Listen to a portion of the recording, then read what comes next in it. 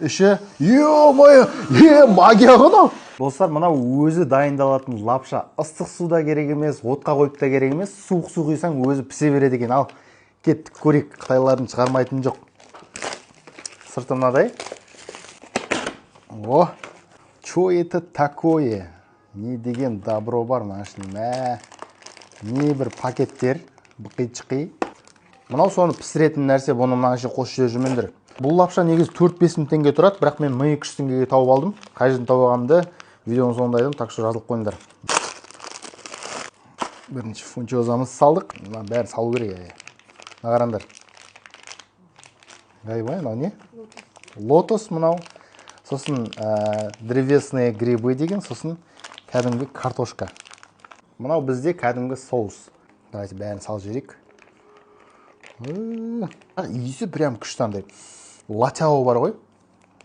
Сондайдың иісіне ұқсайды екен. Куриные фрикадельки. Что это такое? Достар, енді куриные фрикадельки деп жазған, бірақ не екенін білмеймін. Барлығын салып болдық.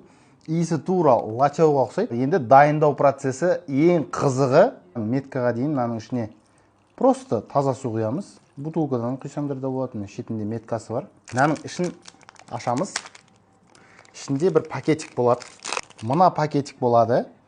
Енді мынаның ішіне де тура салқын су просто құямыз. Ішінде кішігірім метка бар. Сол жерге дейін салқын су құйып қоямыз. Магия көресіңдер ма? Мынаған саламыз. Ішіне суланады да. Өсіп суды өзімен сіңіреді да.